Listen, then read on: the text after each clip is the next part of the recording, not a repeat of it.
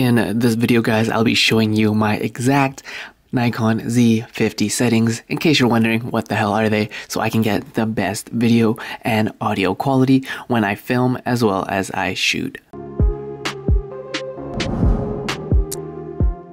So first thing, what I need to do is y'all want to probably check out my shooting menu. So as you can see right here, 4K, 24 frames, and if I do want to shoot 4K with a little bit slower, I might shoot in 30 frames, but for the most part, I'm always on 24 frames per second unless I shoot in slow motion. Next, my movie file type is always on .mov, never .mp4, and I use Adobe Premiere, so it is fine. For my ISO settings, I don't use my maximum sensitivity past 6400. I leave it on auto if I depend on whether or not I want to use this as a vlogging camera, but if I'm just using a talking head, as you see in all my other YouTube videos, I usually have it as off, and ISO sensitivity mode to 100. White balance, I usually have it as auto, depending on pretty much your situation and where your lighting is. I keep it on keep white, reduce warm colors, but you can also have it on keep overall atmosphere and keep warm lighting colors. And the cool thing about having a Z50 is that you can also choose your color temp. If you're into color temps, you can choose that as well. And setting your picture is pretty important when it comes to having overall gradability and flexibility when it comes to your color correction. So what I like to do is before I put it on neutral, and I'll show you a clip of how it looked on neutral, but for the most part, for me, using flat picture profile, leaving it as its normal settings does the best for me. Everything else I leave as is, auto. Optical Vr, I always have it on if I have a kit lens that lets me allow it, so I always have VR, never use it on sport, I just have it on normal. And for microphone sensitivity, if I'm using, let's say, a shotgun mic to put an external mic on top, I use the Rode Video Mic Pro, link is in the description, I put it on a 7.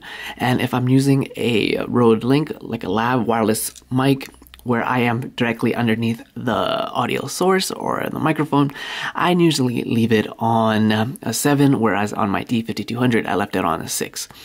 And the cool thing about the Z50 is if I just press I can control the actual audio recording level right here without having to go all the way back into the movie setting menus. So I usually leave it on 7 and even 8 if I'm using a lav mic. I never put it at 10. If I'm using a shotgun, 7. If it is, let's say, the Deity D4, as you can see right there, and it doesn't have a built-in like battery pack to it, I usually leave it at 11 or 12. But if it's battery powered, I don't have it above 8. So my go-to number is 7, in case you are wondering. Going back into my video settings, everything I never turn on wind noise reduction. And I also go into movie here so I can see my autofocus speed. Before I had it at the fastest speed as well as the sensitivity at highest, but what I noticed was that it was literally jumping from focus to focus way too quick. So now I have the autofocus tracking sensitivity so that it does a little bit of a slower focus pull. So I leave it at 4, essentially in the middle, as my autofocus speed is at 5. You can copy me exactly those. And I also have my custom controls. So what are those? They are the buttons on the front. So they are F1 and F2. And if I press it, I can change the focus modes if I wanted to really quick just by the turn of the dial. Manual focus to autofocus, as well as F1 is my white balance. So depending on where I'm shooting, if it's really quick and I want to have, let's say, the F to Z mount, I just press F2 and I can change to manual just by a flick of a button. And how you do that is you go into your pencil, your custom menu, movie, custom controls, and you can change. You see you have a bunch of different types of functions that you can have, but for me, I use white balance and autofocus. So those are my F1, F2s in the front over here, F1, F2. And those are my overall video settings that I get so I can have the best video settings for my Nikon Z50. As well as what I also do to get the best battery life is, let's say I'm short on battery and the Nikon Z50 is not known for battery life, so then I just go down into my setup menu here and I have energy saving on, as well as if I'm really low on battery, I turn my Z50 on airplane mode. So I have the best battery life that I can possibly get. And last but not least, it took me a minute, let's say a couple weeks, to figure out how do I use the monitor only. Because as you can see, there is a sensor here, right here on the Z50, and it got really annoying when I put the Z50 on a gimbal and I couldn't see what was going on. And if I just simply put my hand over it, the screen turns off and it goes into the live electronic viewfinder mode. And I'm like, I can't turn off the setting in the menu. So what do? And I'm like, there's this button right here. That is what this button is for. It is to connect to an external HDMI or control the settings. So right now I have it to set so it's only within the viewfinder. So if you zoomed in right here and you put your eye here, all you see is the viewfinder and you see the LCD monitor is off. There's also a mode that says monitor only, and this is the mode where if you put this on the gimbal, you can constantly still see it and like nothing blocks it, right? You put your face over this accidentally, or you cover this, you put your hand over it, it doesn't automatically switch to the electronic viewfinder, so you can actually see what's going on the screen. But by default, it is left on the automatic display switch, which when I first bought it, it was really annoying. As you can see, like, it works great if you don't have, like, let's say it's sunny outside and you're not like out and about and you don't have this gimbal, but if you accidentally just put your hand over it, that's how close this sensor is. It's really sensitive. So if you have a gimbal or you don't want to use the viewfinder, you just press this to a point where it says monitor only. That way, as you can see, the video setting works fine. And overall, that are my own personal my settings. And speaking of autofocus, I just want to show you guys that I'm always on AFF, and that is the full-time autofocus. You're not looking at an AFC. And I just want to show you guys, speaking of autofocus, when it comes to my settings, when it comes to photos, I flip it up here and I go to photo mode. I'm on AFS, and that is your standard half press to focus, full press to take your photo. But if I am on full video mode, I want to go on full-time AFF, not AFC.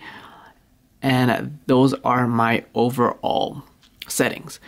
And if I am talking in front of the camera, let's say like a talking head video, and you're like, what's the difference between all these points? So the single point AF is the autofocus. Wherever I put the point to, that is where the autofocus will stay. All right. So let's say I'm doing an interview or someone is there and I just want the autofocus point to be there. It's going to focus on that point. But if I want the area itself to be a little wider, AFS point there. And it's same autofocus wide. And if it's autofocus area, it detects whatever area that it is in the camera, and it ultimately tries to figure out where's the best focus point, right?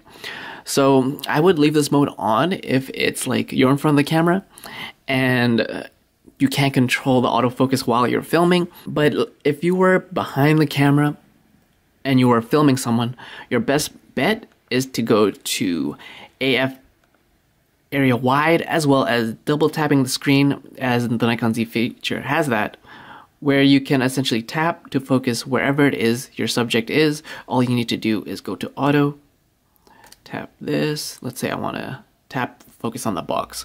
So that tracking means that it will be tracked strictly to wherever that square is, where that person is, and it will detect even when there is the subject decides to move. But if it goes out of frame, it does little laggy and it does have issues. But as long as the subject is in frame and the person moves back and forth, the Z50 does a great job of tracking your subject.